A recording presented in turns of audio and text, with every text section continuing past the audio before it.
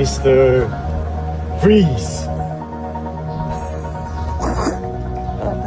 Namataan ng marami ang simple ngunit masayang pamumuhay ni John Lloyd Cruz matapos ibahagi ang ilang tagpo ng kanyang araw-araw na buhay. Sa mga kumakalat na larawan at video online, makikitang tila enjoy ang aktor habang nagmamaneho ng kanyang bagong purchase golf cart, bagay na ikinatuwa ng kanyang mga tagahanga dahil sa kanyang pagiging low-key at simple sa kabila ng kanyang kasikatan. Bukod sa kanyang relaxed na lifestyle, napansin din ng ilang netizens ang tila redness sa isa niyang mata. Ayon sa ilang obserbasyon, posible itong isang subconjunctival hemorrhage, isang kondisyon kung saan may maliit na ugat sa mata na pumuputok kaya nagdudulot ng matingkad na pulang marka sa puti ng mata.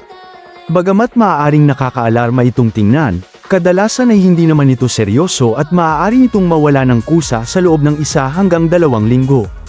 Ilan sa mga posibleng sanhi nito ay puyat, stress, pag-ubo ng malakas, pagbahing, high blood pressure, o simpleng iritasyon sa mata.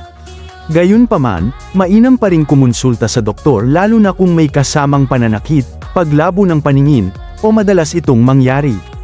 Sa kabila nito, marami pa rin ang natuwa na makitang payapa at tila kontento si John Lloyd sa kanyang kasalukuyang pamumuhay, malayo sa ingay ng showbiz at mas nakatuon sa mga simpleng bagay na nagbibigay saya sa kanya.